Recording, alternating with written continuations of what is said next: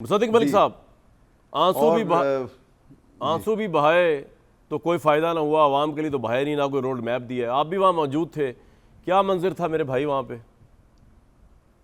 آپ سیٹسفائی ہیں نواز شریف صاحب کی؟ میں ذرا ایک سیکنڈ اگر آپ اجازت دیں تو مظہر عباس صاحب کی بات پہ تبصرہ کرنا چاہوں گا 5 سیکنڈ میں.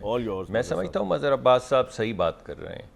میں نے بھی جو آپ کے سامنے بات رکھی ہے وہ یہ ہے کہ ڈیو پروسیس ہونا چاہیے. ڈیو پروسیس کے بغیر کسی کو سزا نہیں ملنی چاہیے، اور جو آپ کا جسٹس ہے وہ ہوتا ہوا بھی نظر آنا چاہیے اور ہونا بھی چاہیے اور ٹائملی ہونا چاہیے. جس کے بعد پھر میں نے آپ کو بتایا کہ کیا کیا اس میں عذاب ہیں ہمارے لیے. 100 سال مقدمے چلتے رہتے ہیں. یہ جو انہوں نے بات کی مظہر عباس صاحب نے پولیس والی، وہ بھی ٹھیک ہے. میں سمجھتا ہوں یہ سویلین ذمہ داری ہے کہ پولیس کے انسٹیٹیوشن کو اسٹرینگتھن کریں. ہماری بھی ذمہ داری ہے، دیگر حکومتوں کی بھی ذمہ داری ہے، اور ہمیں پولیس کو اسٹرینگتھن کرنا ہوگا. یہ بھی بات ان کی بالکل ٹھیک ہے. جہاں تک عدالتی نظام ہے اس کے اندر ایڈمنسٹریٹو ذمہ داری تو سویلین حکومت کے پاس ہوتی ہے، لیکن اس کی جوڈیشل جو اس کے تمام ذمہ داریاں ہیں وہ میرا خیال ہے 18ویں ترمیم کے بعد اب ہائی کورٹس کو مل چکی ہیں.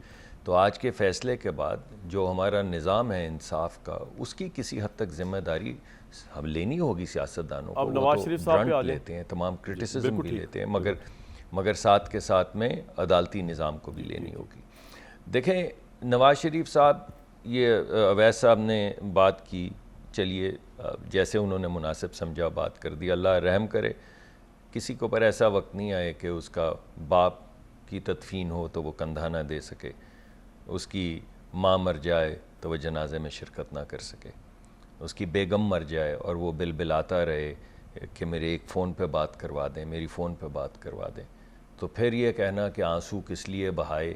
تاریخ چلیں، آپ نے جو آپ کا ظرف تھا اس کے مطابق آپ نے بات کر دی، لیکن یہ کہنا کہ انہوں نے پاکستان کے متعلق بات نہیں کی، وہ بات نہیں کی جو غالباً آپ سننا چاہتے تھے. انہوں نے کہا کہ گالی کا جواب گالی سے نہیں دینا. یہ ایک نیا پولیٹیکل اور ہماری سوسائٹی کو ایک نئی ڈائریکشن دینے کے لیے کہا جا رہا ہے. یہ نہیں کہا کہ ان کی بچیوں سے رشتے نہ کرنا، ان کے بچوں کو اسکولوں سے باہر نکال دو، جہاں پہ گزرو وہاں پہ ایک گندگی کی بالٹی اٹھاؤ، ماں بہن کی پرواہ کیے بغیر کیچڑ اٹھا کے منہ پہ پھینکتے چلے جاؤ. یہ نہیں کہا. کہا ہے کہ ہوا، یہ تمام چیزیں تاریخی طور پہ ہوئیں، لیکن ہمیں آگے بڑھنا ہے. اور میں یوتھ کو بھی اور اپنے لوگوں کو بھی کہہ رہا ہوں کہ کسی نے گالی کا جواب گالی سے نہیں دینا. یہ بھی کہا کہ سب کے ساتھ مل کے چلنا ہے اور آگے بڑھنا ہے اور ایک نئے راستے کا تعین کرنا ہے. یہ نہیں کہا کہ میں ایئر کنڈیشنر اتار دوں گا، میں کولر اتار دوں گا، میں پانی نہیں پینے دوں گا. آج تو سائیکل چلی گئی ہے، یعنی ٹریڈ میل چلی گئی ہے. تو وہ جو تھا کہ ہر قیدی برابر ہوتا ہے، اس کے پنکھے نہیں ہونے چاہیے، اس کے کولر نہیں ہونے چاہیے. ادھر جمنیزیم بھی ساتھ بنا رہے ہیں، ٹریڈ میل لے کر جا رہے ہیں. تو یہ نہیں کہا، یہ نہیں کہا. کہا کہ ٹھیک ہے، جو ان کو مل سکتی ہیں سہولیات ملیں، کسی انتقامی کارروائی کا میں حصہ نہیں بنوں گا. یہ نہیں کہا میں چھوڑوں گا نہیں، مونچھوں سے پکڑ کے موت کی کال کوٹری میں ڈال دوں گا. یہ نہیں کہا. یہ بھی بتایا ہے کہ 24 سال میں نواز شریف نے ایک الیکشن لڑا ہے، ایک بس. 2002 میں باہر کیا، 2008 میں باہر کیا، 2018 میں باہر کیا. اب کی بھی جورسپروڈنس آ جائے گی ہمارے سامنے.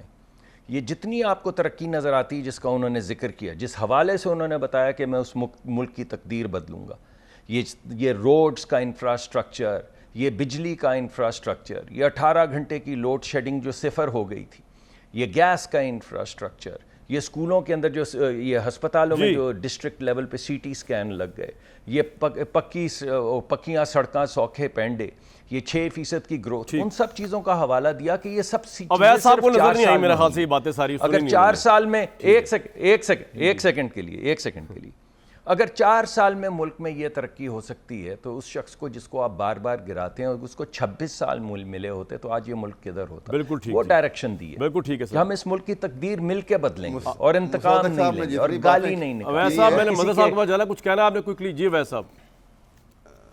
میں دیکھیں ایسے کوئکلی نہیں، جتنا ٹائم ہم ان کو دے رہے ہیں مجھے آپ کو سب سے زیادہ ٹائم دیا. پہلے تو آپ مجھ سے لڑ گئے تھے آج بیان کرنے کی. جی بتائیں اویس صاحب بتائیں. نہیں لڑ نہیں رہا تھا میں، بھلا آپ سے کیوں لڑوں گا؟ اچھا صحیح ہے. میں نے پروگرام پہ بیٹھنا تھا، آپ سے لڑ کے تو نہیں بیٹھنا. آپ نے تو کسی اور سے لڑنا ہے، اور اب تو ویسے بھی آپ کو رعایت مل گئی، آپ لڑیں یا حملہ کریں، آپ کا سول کوڈ بھی چلے گا کیس. جی اویس صاحب بتائیں کیا فرما رہے ہیں. جی دیکھیے مصدق صاحب نے جو ججمنٹ کے حوالے سے اور سپریم کورٹ کی ذمہ داری کے حوالے سے جتنی باتیں کی ہیں میں بالکل ان سے اتفاق کرتا ہوں اور بالکل اچھی باتیں کی انہوں نے.